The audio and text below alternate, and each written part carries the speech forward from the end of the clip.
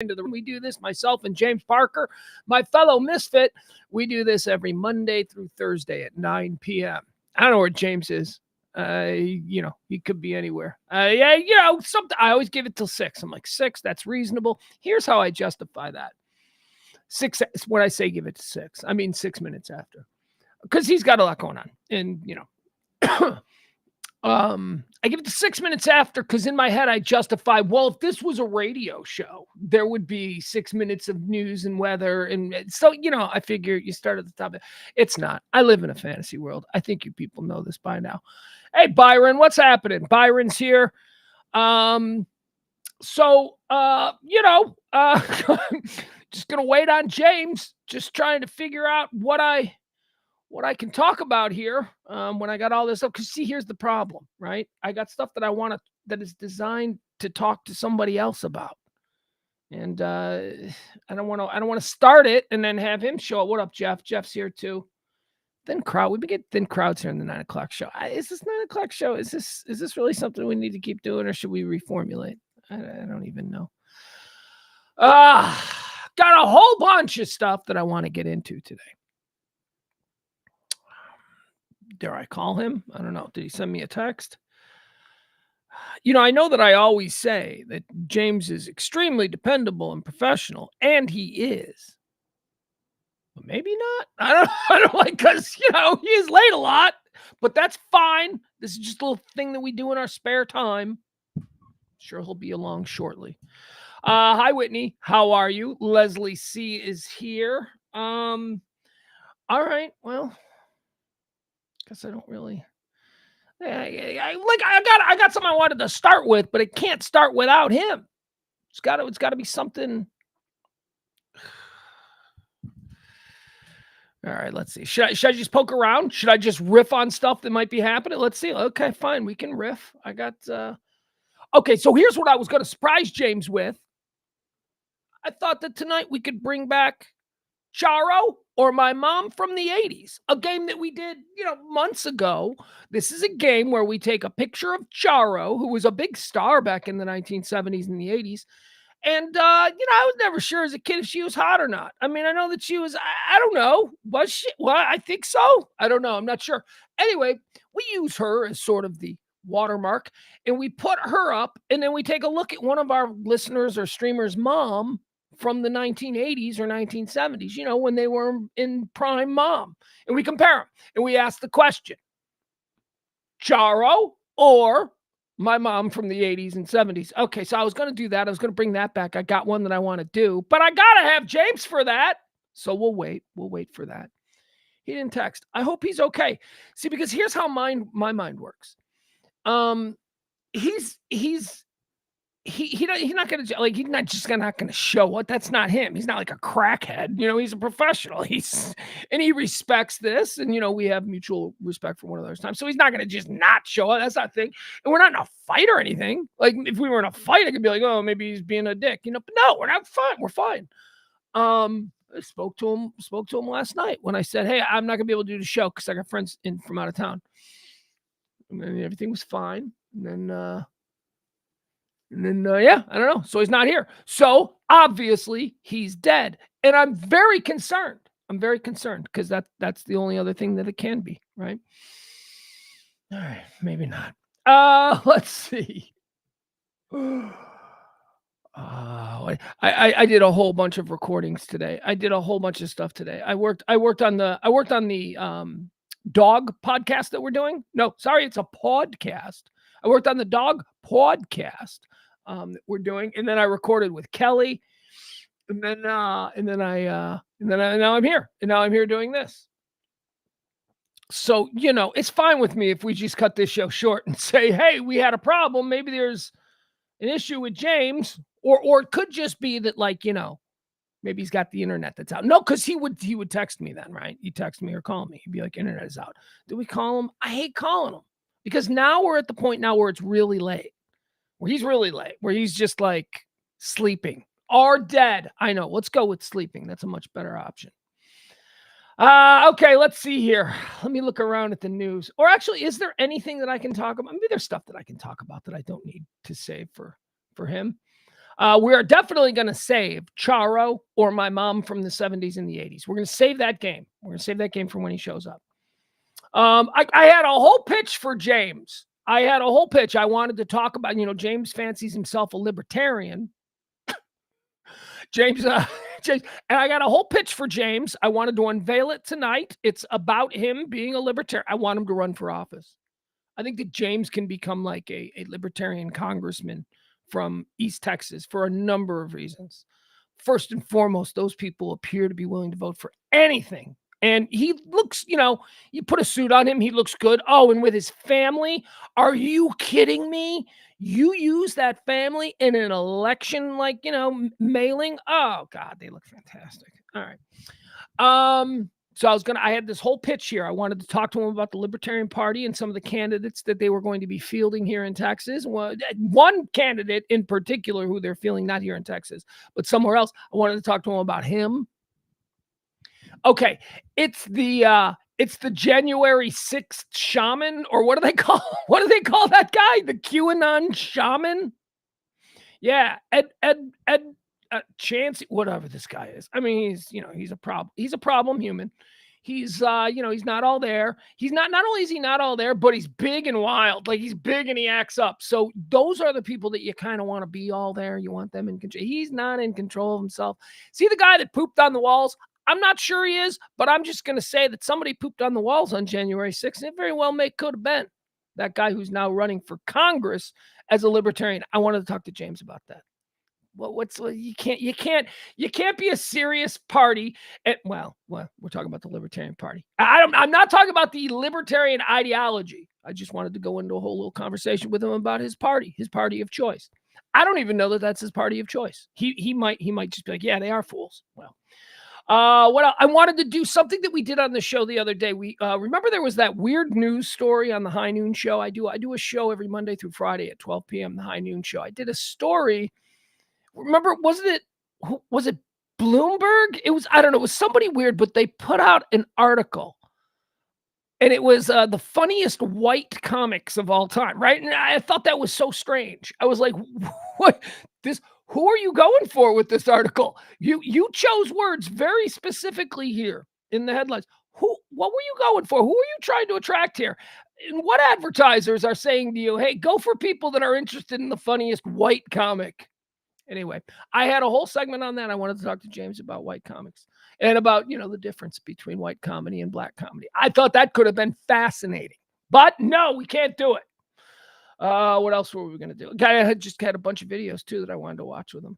I'm going to call him. All right, we're at the point now where I'm just going to call him because he very well may be sleeping. Let's figure this out. America's shaman. That's right, Barney. I'm sorry. My bad. He is America's shaman.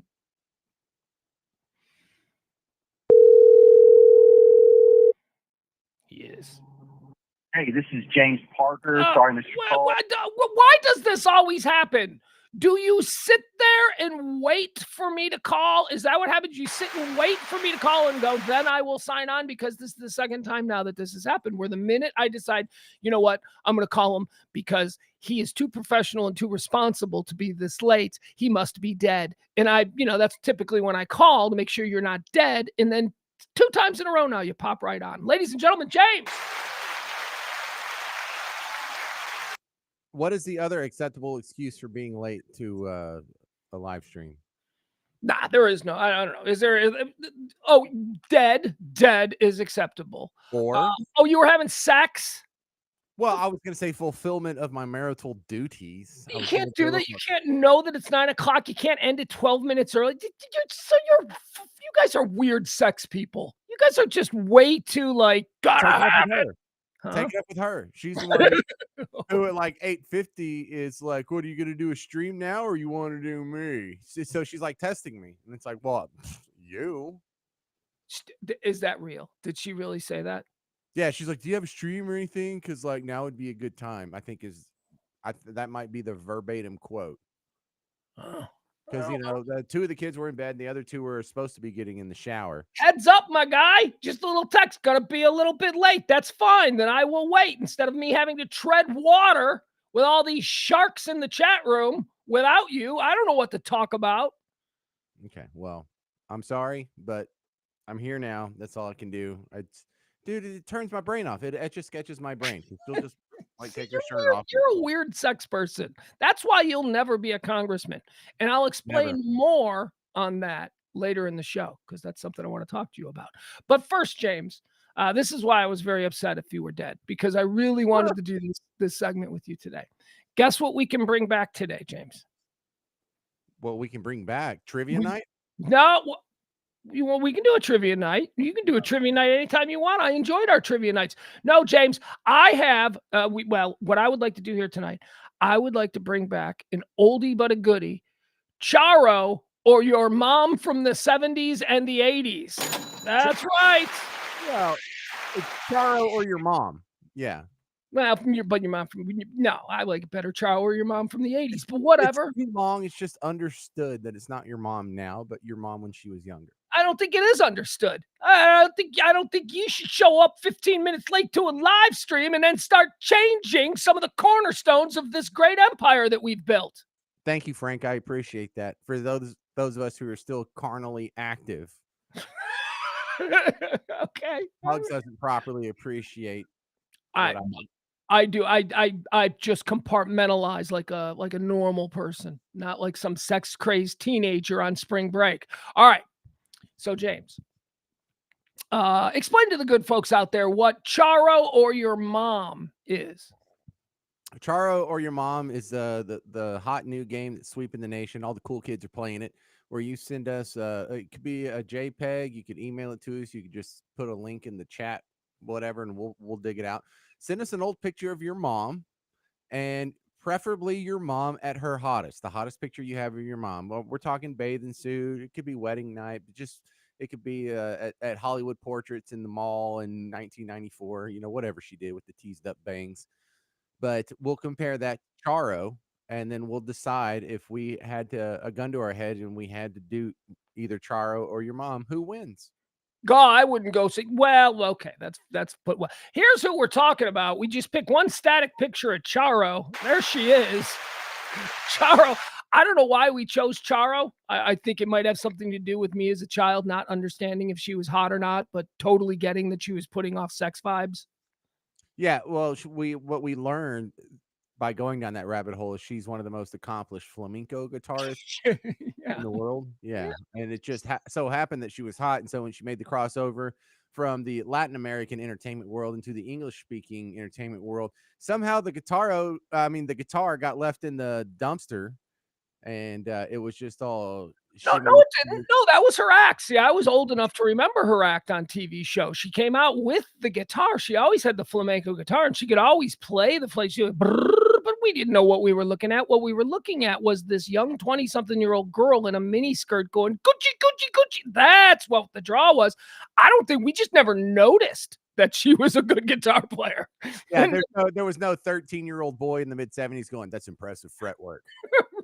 Right. Maybe Eddie Van Halen. We don't know. But I bet Eddie Van Halen, as the studied practitioner of the guitar, he probably appreciated her flamenco work, because as we found, it is appreciated. She is considered very good at that particular. All right. So here's Charo.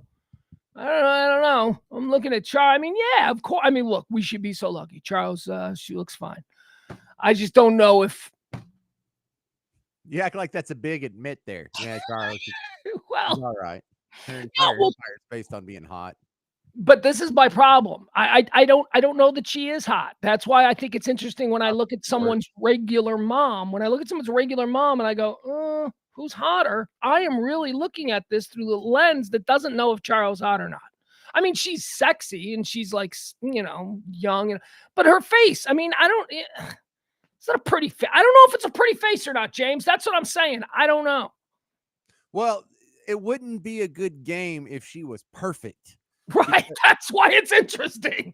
Because your mom has a chance. We got to give your mom a shot, Right. Byron, Frank, Leslie, Barney. Yeah, we've got to give your mom a fighting chance here. It's the whole point. All right, so there we go.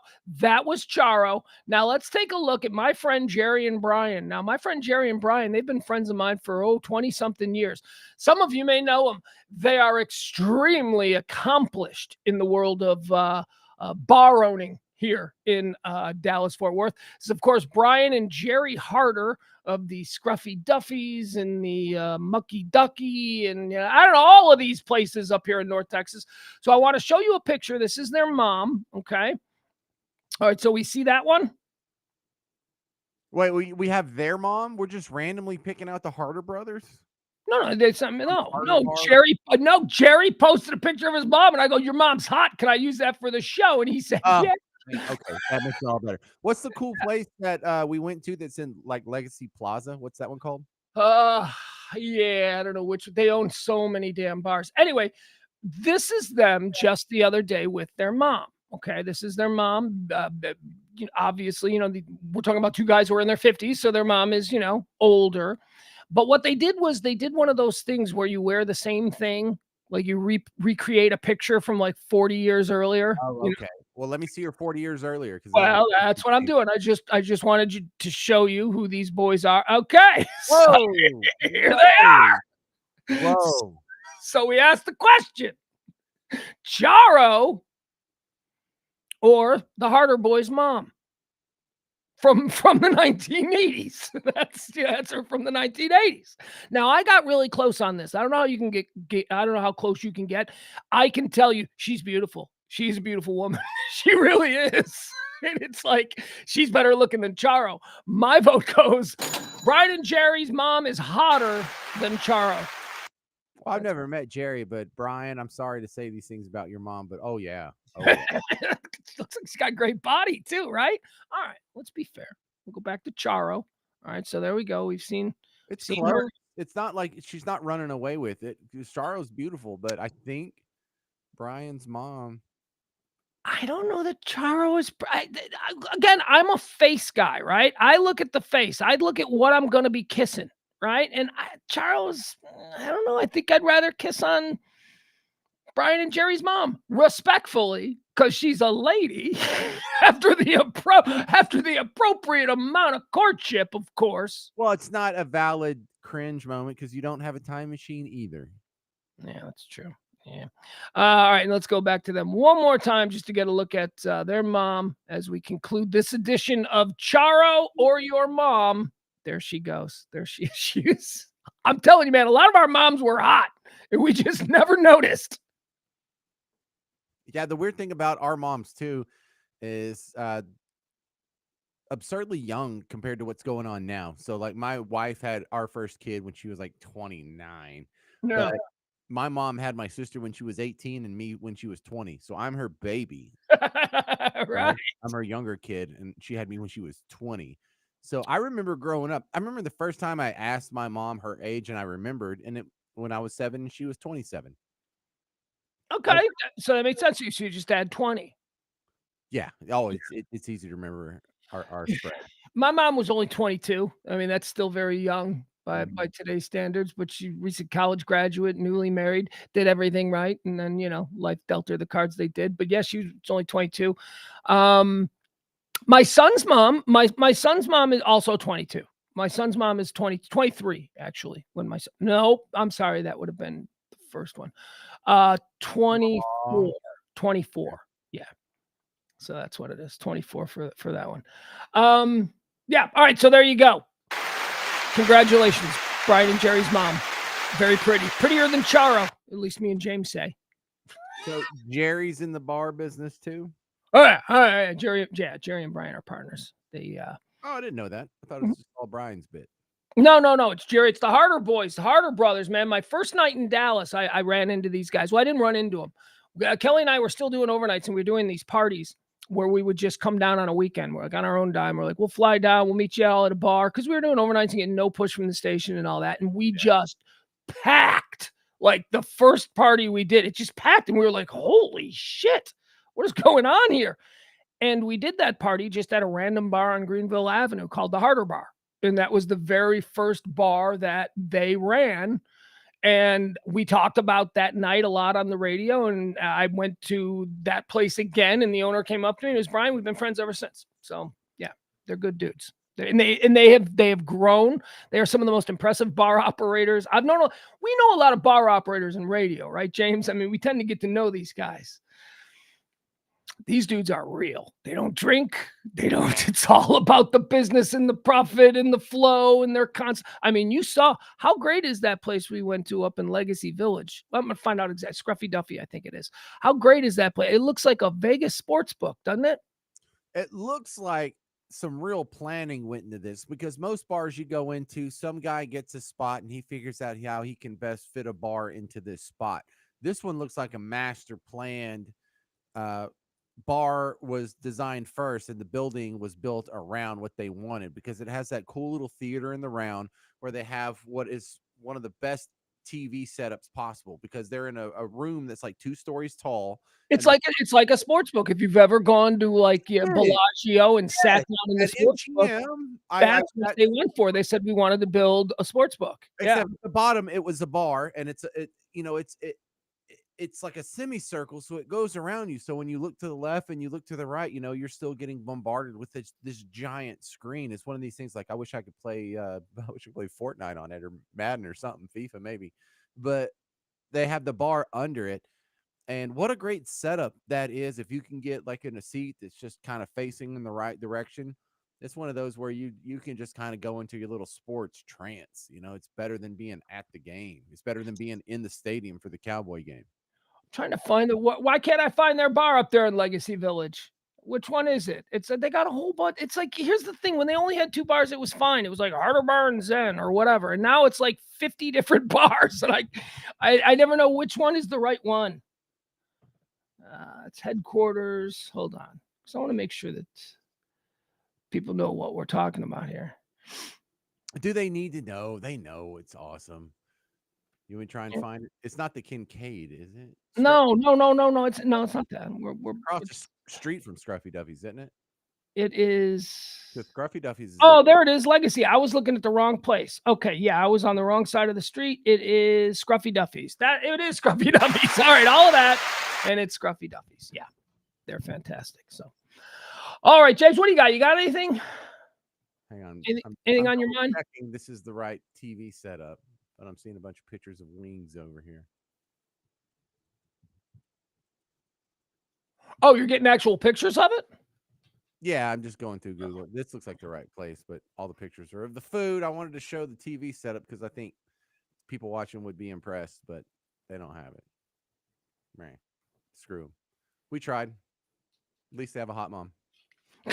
Yeah, there you go. And we got the name right, Scruffy Duffy's. All right.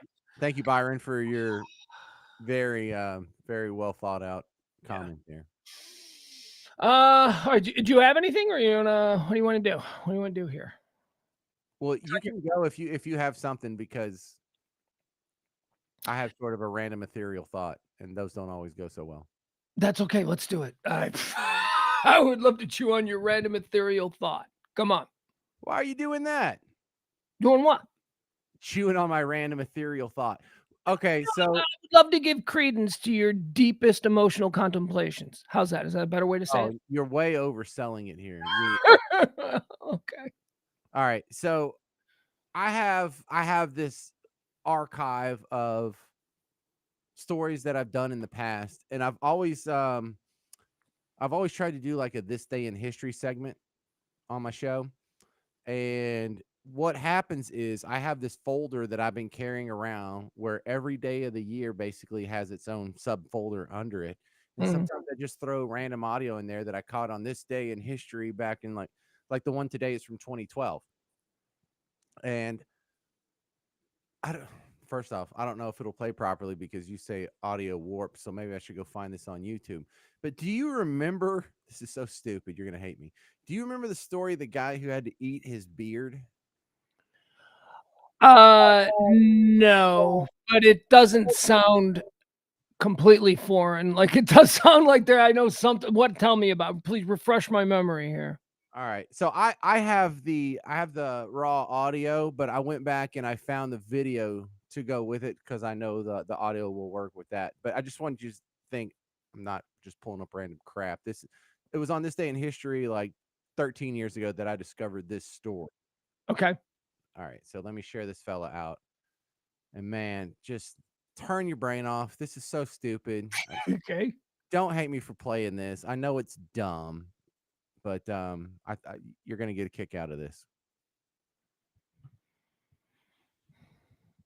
Last May, his beard was cut off, stuffed in his mouth, and he was ordered to eat it. But that's only the beginning of what a Lawrenceburg man says he and his brother endured, all because of the fight over a lawnmower. Jackie Congedo spoke with Harvey Westmoreland and joins us now. Well, Kevin and Nancy, sentencing for the two men charged in the attack is next Tuesday. And for Harvey Westmoreland and his brother, it's been a long year and a half, and they're ready to put this episode behind them. That's the LEX 18's big story at 11.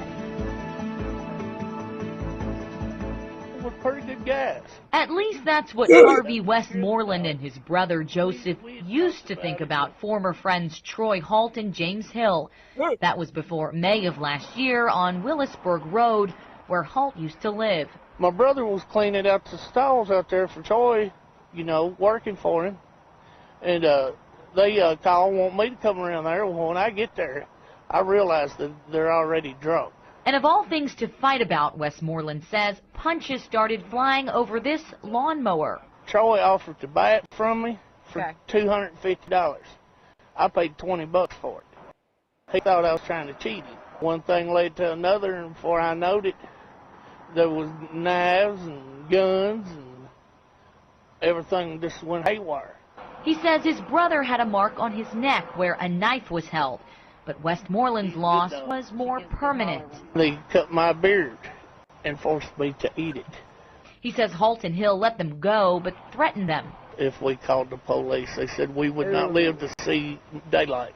But that wasn't enough to keep the two brothers from calling 911. I believe in the law. I believe that justice has been served. And, you know, it will be after Tuesday. That's the sentencing date. And while it'll take some time for some things to grow back to normal, it's not as long as it was. Westmoreland says what's more important, he and his brother lived to tell the tale. I was actually in fear for my life. I bet. And I was really in fear for my brother's life. I can't do any more of that. I want to go back to like one of these freeze frames here. Do you see his hat, Pugs? Yeah, I mean, yeah. So first off, his hat says Southern style. Yeah. It has a woman in the on all fours, pardon, but doggy style position. Awesome. And the silhouette in the background has the Confederate stars and bars, the Confederate battle flag. Is this Florida or so this Florida, I'm guessing, or is this somewhere else? Was this part of your Florida stories thing? No, this wasn't. I think this was like Kentucky, but didn't they say? I think they might have said Georgia. I don't know. It feels well. KL didn't it say WLEX? So it might be Lexington, Kentucky. That would make sense. Yeah. So I mean, honestly, this doesn't seem like that big of a deal. It doesn't seem like the kind of thing that should have made the news. I don't know how it made the news. Was there nothing else going on? It's weird. Man. It's an assault. The details of the assault are fantastic. You know, the stuffing of the beard, chopping it up, putting his mouth. But we don't typically get that level of details when assaults happen in the, you know what I mean? We don't learn the exact. This was a story that a reporter, and you know how they do this because you're one now, a reporter found on the police dockets, figured out a way how to make it interesting. And now it's this. Yeah, because we wouldn't hear about this story if not for the beard eating. Well, no, but I imagine. No, I think we wouldn't have. I think, yes. The only reason we know about it is because a dogged reporter was looking for something, anything, and they found this story, and that's a weird angle. But if they had just gone, oh, what's this, an assault now, and moved on to the next as they were looking through the police blotters or whatever, they'd have never found that little thing, and we'd never known about this. It's just a weird detail from an assault. They were assaulted, and that's one of the details. You got to read the fine print to find that. I'm glad they did. It's a fun story, but we should not know about this. This is not news. No, this is not news, but I also think it's hilarious that this guy with this build and this face and this fashion setup is wearing a Southern style hat, like women are some sort of sex object in his world. And Well, they are. he just Here's can't what get enough of it. Here's what I appreciate about this gentleman. He knew he was going to be on TV, so he tucked his shirt in just to look good. He didn't want to look. Yeah, he didn't want to look like a slob. He didn't want to look sloppy. Good He wanted t-shirt. He's fine. He's a good old boy. He's good old Kentucky stock. We don't expect much from, sometimes they get a little rough with the shine, James. I don't know if you know about how the shine is down there in Kentucky, but boy, they get on the shine. But you're right. The expectations are pretty low for our friends, our neighbors in rural Kentucky. Oh yeah. Well, is there any other Kentucky? I mean, it's what is non-rural Kentucky? Louisville, I guess. It's like Louisville. Like Lexington is the really cool city though, in because it's the capital and it's got the University of Kentucky, and it's like the most. Louisville's kind of skanky, if I'm being honest with you. You ever been to Louisville? I have not. No.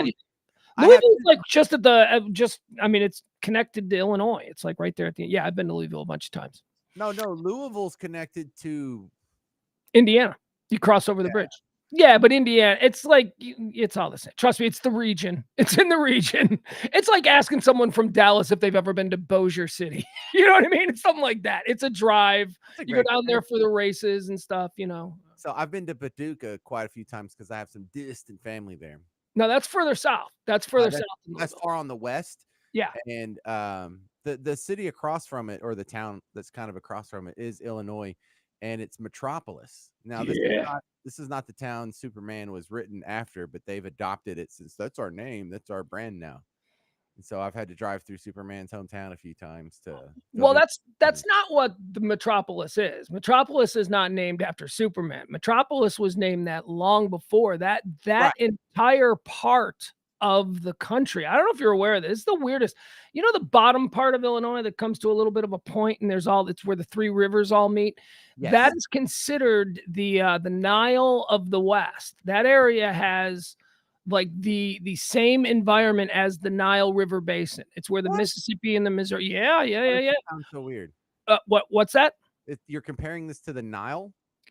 No, not me. Historically, it's why every city down there is named after an Egyptian city. Cairo, Illinois is like the big one. Then, of course, there's Metropolis that you named. And there's any number of, if you zoom in, the ecology, because it's where three massive rivers all join. And it's a giant river basin in that part of the United States. It's a completely forgotten part of the United States because it's absolute wasteland and swampland. But it was developed as the Cairo, as the Egypt, as the Nile River Valley of America back when they developed it. Southern Illinois University is there, and Southern Illinois University is all Egyptian. They're the Salukis, the Egyptian racing dog. So, yeah. No, I don't know what a Saluki is. What the hell are you talking about? Well, I know what a Saluki is because I'm from Illinois. It's an Egyptian racing dog. And that's their mascot. Man, Egyptians keep coming up with cool stuff because they also have their own cats, the servals. So when you see like hieroglyphics, it's not like normal cats. The cats that they're like etching into stone are servals, and they're a little bigger and a little wilder than the cats that we normally domesticate. But some weirdos have them. Here's a Saluki. What are you doing? You playing around with the maps? I was going to show you what a Saluki is. I was just showing the area with Cairo and Metropolis and Paducah. Here's a Saluki. Boom. Hold on. They're I don't know. They're Egyptian dogs. They're racing dogs. Looks they're like a whippet. Yeah, or a greyhound. Yeah, they're like that. They're racing dogs. Egyptian racing dogs, the Salukis. Yeah, so anyway, Cairo, Illinois is a really interesting place because that's a town that has been completely abandoned. And whenever I drive back from Texas, from Dallas, or when I used to up to abandoned. What's that? It's abandoned. Oh, yeah, dude, the story of Cairo, Illinois. Here, let me bring it up because I'll take you on a tour of it. It was supposed to be the great city of the river portion of America. It was supposed to develop because of river trade between the Missouri and all of that stuff. Ohio, Mississippi, all that crap. Yeah. Yeah, but it didn't. I'm not sure what the story is of it, but here. It's just such a weird part of the country that is so disjointed from the rest of the Midwest. It's such a completely Why am I looking Microsoft Bing Maps? Yeah. Yikes. Here, we'll just show you some images. What It's kind of completely abandoned. are you on? All right, here's Share that screen, Pugs. Share Got that screen, Pugs. Share that screen, Pugs. I'll pull it. There you go. All right, so this is what Cairo, Illinois looked like in the 1920s when it was being built up to be the, whatever.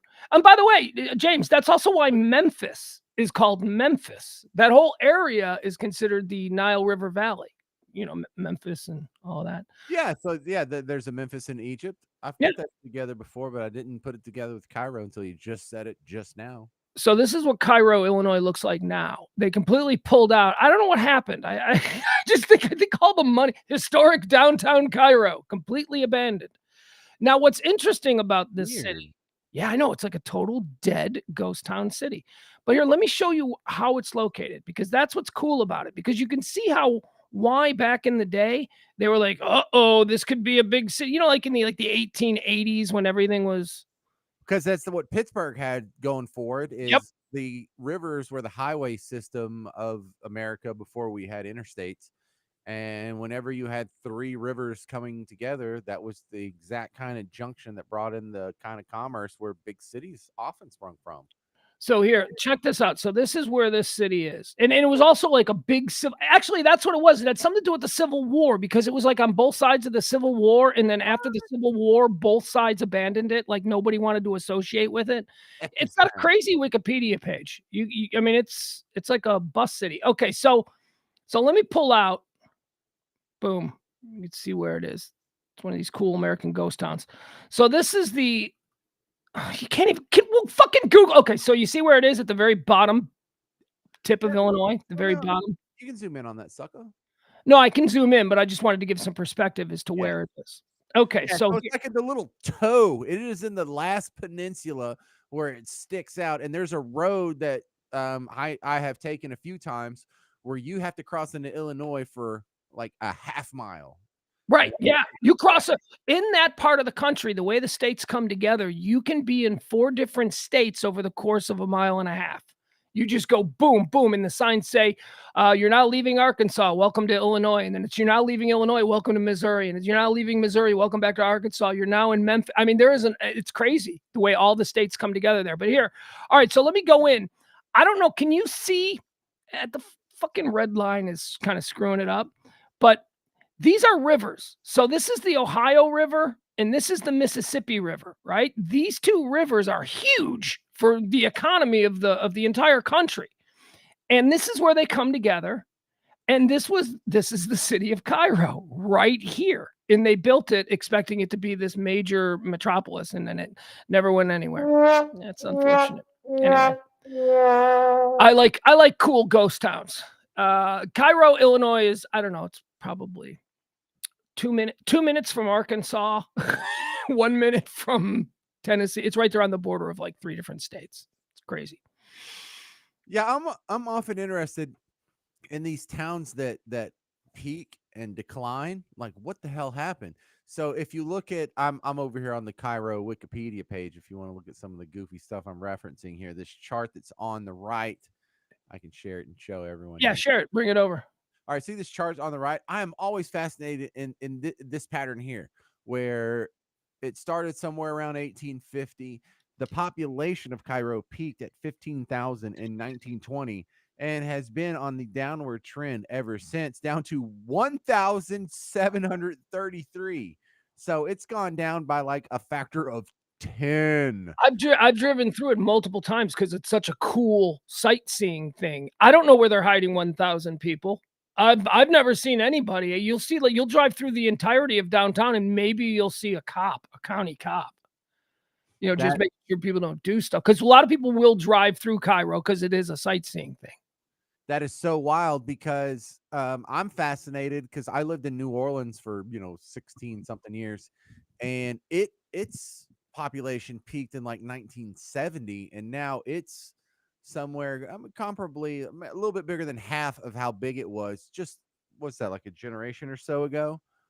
And so it's like not only do these cities are, you're not guaranteed to be bigger next year. I mean, you could collapse. These cities collapsing is far more frequent than I have observed with my own eye. I only read about these. I don't know a whole lot of cities around here that have collapsed. I know of cities in like Marshall in East Texas that have kind of gotten as big as they were 100 years ago and have sort of maintained, or maybe. So you don't know of any ghost towns in Texas? I bet Texas is littered with ghost towns. I actually know it is because, like I said, I have a bit of an interest in this, and there are places that I'd like to visit that are ghost towns. There's some ghost towns, and almost all the ghost towns are oil bust towns, right? Like towns that were big on oil for like 5 years in 1930 and then completely went away. What seems to be the more common trope is at one point, this was a town that was built because some railroad line went through it and they had like a watering station for it. And now they don't even use that railroad anymore. And they built the highway through the next town over that's like 10 miles that away. And that became the new big town. And this one just kind of got forgot about. But over here, the chart I have, this is the New Orleans population. New Orleans population peaked as far as the census goes. Looks like in 1960. And has been on a downward slope ever since, and is just a little bit bigger than half as big as it was then. And I always thought that was really weird. The decline of New Orleans? Yeah. How did it rebound after Katrina? Did all those people stay gone? I mean, I know that the population declined significantly, but I'm wondering, like, do you know of people that left and never came back? Or Oh, absolutely. Now, the thing that you probably know without me saying it is most of them left, but they just went across the lake or maybe an hour away or maybe over to Mississippi or Poplarville, but a lot of them just went across Lake Pontchartrain to what's called the North Shore now. And when I say a lot of them, about 100,000 people, like, where the largest amount of those people moved to? North Texas. The Allen, McKinney, Plano, that burgeoning area up there that just exploded in the last 20 years. A lot of those people, they first came to that area after Katrina, and they stayed. Right, and this is the story of C.D. Lamb, who was born in Opelousas, but grew up, I believe, in New Orleans until grade school when Katrina hit, and then he moved to Houston and stayed. Yeah. So then he ended up going to college in Oklahoma because it's just, your neighbor to the north, and they have a better football program anyway than anything that's in Houston. That's for damn sure. And so, yeah, that's the story of who may be the greatest receiver in the NFL right now. You're out of your mind. Anyway, here's a little something more that I found here about the whole like bottom sack of Illinois. Called the sack. It looks like a little sack dangling down. That whole bottom sack of Southern Illinois is known as Little Egypt. In fact, there's a Little Egypt Wikipedia page. Here's what it says: Southern Illinois, also known as Little Egypt, is a region of the United States of Illinois comprising the southern third of the state, principally south of I-70. It is bordered by two of the most voluminous rivers in the United States, the Mississippi below its connection with the Missouri River to the west, and the Ohio to the east and south, with the Wabash as its tributary. Southern Illinois' most populated cities, blah, blah, blah. The area, I'm trying to find the tie-in with Little Egypt and why they call it that because of the rivers, because there's so many rivers in the ground is much like the ground in the Egyptian River Valley or the Nile River Valley. So anyway, that's why everything down in Southern Illinois is Egyptian themed. Well, that's pretty cool. I didn't know that until today. They have pyramids. they do. They got like tourist traps. Like if you're driving from St. Louis to Chicago, you're gonna hit a couple of tourist places. Come see the pyramids. Oh, are these ancient? No, they were built in the 80s, but still, $5. That's weird. That's so weird. Yeah. And I'll tell you another thing that's weird is in New Orleans, in one of the cemeteries downtown, one of the ones that does walking tours, Nicolas Cage had like a pyramid built for him to be buried in. So you can go see Nicolas Cage's pyramid if you're in downtown New Orleans. It's dumb, dude. That's pretty cool. Make yourself a tomb. If you're just rich enough, you just get to have a tomb. Jeff Ballard talks about the Lincoln Highway. My man Jeff out there in Iowa, my brother of the Lincoln Highway. Are you familiar with the Lincoln Highway, James? Nope. The Lincoln Highway is the first highway in the United States. It was the very first road that went from, wherever out east all the way west. And it's a favorite of mine because where I grew up, the Lincoln Highway is like one of the big streets. To me, it's just Route 30. It's where you'd go to the the Sybaris, I guess, was on Route 30, or there was a rock club called Reflections, man. Let's go to Reflections on Lincoln Highway.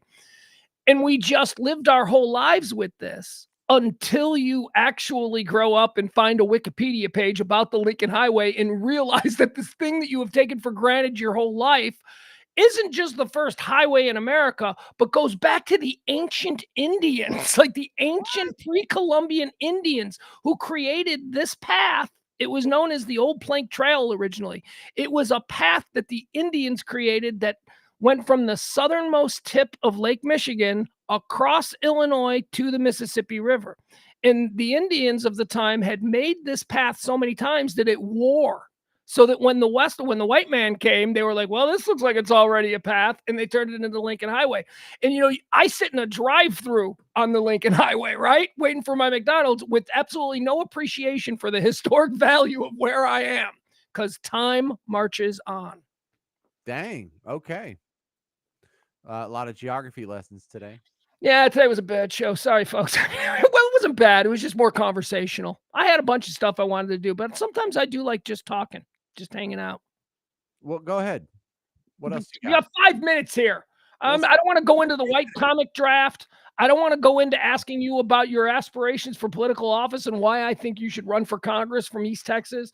I don't have time for all of that. Look, I had this conversation like 2 days ago with somebody on why I could never run for office because number one, I have such a hard time when I'm on TV, like having to do this show, like saying things I don't believe in. So when they give me scripts, I go in and I tweak them and I keep getting myself in trouble. Not a problem. You just say what you believe in. I don't need you to not say what you believe in. That's why I think you're a candidate who can win because you're convincing, you're articulate, you're smart, you look good in a suit. My God, you know what your family is going to look like on a campaign Christmas card? Holy shit. And this whole thing comes about because I know you're a libertarian. And I don't know if you saw this, but your Libertarian Party has thrown their big, warm, freaky arms around the QAnon shaman, and he's running for Congress as the candidate of your Libertarian Party. And I thought, what the hell? The Libertarian Party has got to get serious. James is the guy. Why doesn't he do it? Now you tell me why.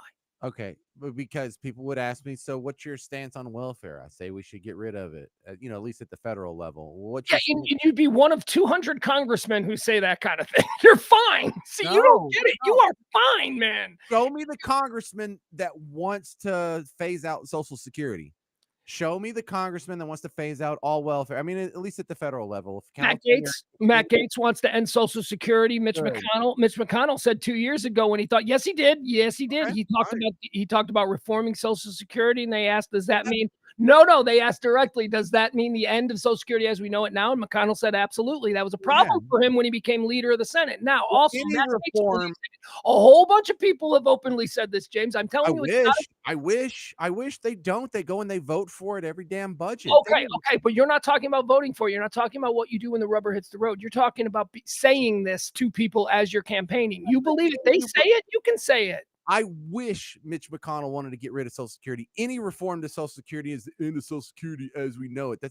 I hate that dumb question. Like, you want to end Medicare? It's a loaded question. Yeah, it's a loaded question requiring an answer that's going to get him in trouble. Yeah, you're right. Well, yeah, and he doesn't want to end it, or I'd probably be more in favor of him. I also want to legalize all drugs. I also want to legalize prostitution and gambling everywhere. And so let me ask you this. You think that your views are crazier than the QAnon shaman, who is the endorsed candidate for Congress for your Libertarian Party? You think your views are crazier than him? If you are serious about this party, you need to take control of this party and say, that's absurd. We're going to be laughed at even more. They need to present reasonable people. Maybe you don't win, but slowly over time, present a more reasonable option. They're trotting out the QAnon shaman, James.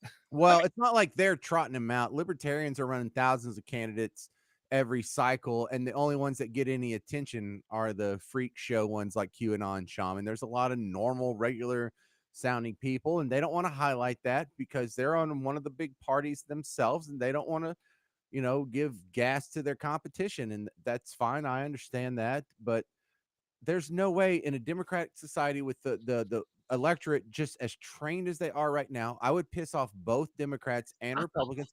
God, are you kidding me? That's how you're going to get election. The trained electorate. What? My God, man, there are no rules.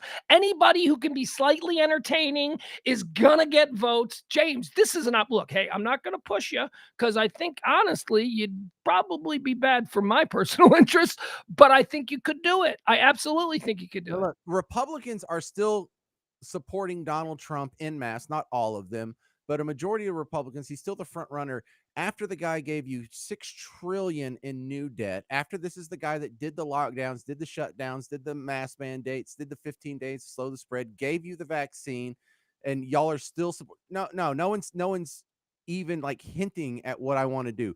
No one's hinting at balancing the budget. No one's serious about it. No one wants to do what I want to do when it comes to wars in the military. Like I will make the compromise of how about we just close half of our overseas bases so we can get it down to like somewhere around 300 because it's over 600 now. We need to start a Draft James movement. I don't know. Who do we know anybody out there in East Texas? I have no idea. We need to draft. There are no rules. The arguments that you are making are arguments why you should do it. You're talking about Trump, he's the most popular. He did all of these things. He's gonna win the nomination. That is proof of what I'm saying, James. There are no rules. You are gregarious enough, articulate enough, and look good enough in a suit that you could hoodwink a whole bunch of people and find yourself with an office in Washington. Bro, the second I say I want to end Social Security, I lose the vote of anyone over 55.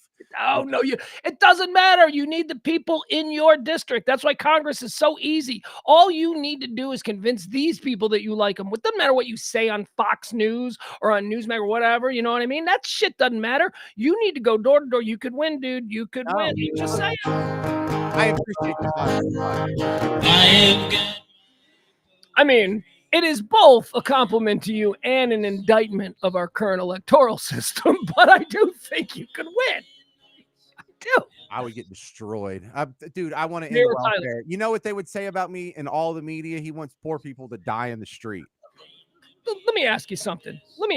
Okay, you're running for Congress from East Texas. I don't know what Tyler's district is, but that's where you're. Why the fuck are you even talking? Excuse me. Why the hell are you even talking about that, dude? Don't go there. You don't need to go. It doesn't need to be how you define yourself. You're not running for national office. Talk to the people of East Texas about libertarian values that are driveway values to them. Not that. That's too heady stuff. It doesn't matter what I say. It's matter what's going to get reported in the media, and so then don't say it. And that has nothing to do with your campaign. Someone's going to ask me. They're going to be, "Oh, you're a libertarian, so you just want to eliminate all gun control laws?" Yeah, I want to eliminate like the national background check database and all that stuff. Yes.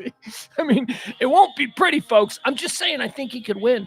And look, James and I are looking for any angle. We're looking for any angle to break through. If it means I gotta whore him out and run him into Congress. Who's Billy Shears? For click, it's not just Billy Shears. It's the one and only Billy Shears. Billy Shears. That really doesn't. When you say one and only Billy Shears, that rings no bells for you. It's a line from Sgt. Pepper's Lonely Hearts Club Band. The one and only Billy Shears. Sgt. Pepper's Lonely Hearts Club Band. He's the leader of the band. He's Billy Shears. He's the leader of Sgt. You'd think it was Sgt. Pepper, but no. It's actually Billy Shears. What is he, like a lieutenant or captain or something? I don't know what Billy does. He's only mentioned once in the song. Okay. Who's your guys? Who is Carl Hungus? That was Uli Kunkel's character in Log Jammin', the fake movie produced by the fake Jackie Treehouse in The Big Lebowski. That's so solid. That is such a solid name. James wins the name fight tonight. All right, folks. Mine was weak. It was just like off the top of my head. I went, oh yeah, I got to come up with a name. And I was just listening to Sgt. Pepper. So I went, oh, that's fine. We'll go with that. And then James shows up with Carl Hungus.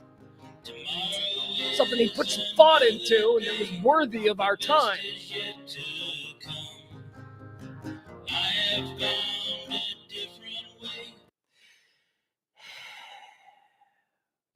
I don't know. See you tomorrow, noon, for the High Noon Rants. Come one, come all. Love you all. Hi, Mike. Hi, Barney. Hi, Byron. Bye, Lou. All right, we're gone. I'm out of here. I'm done with you people. See you tomorrow at noon. Love you all. Sleep well. agreed. Down the road I'll travel, far from the comfort nest. I am on a never-ending quest.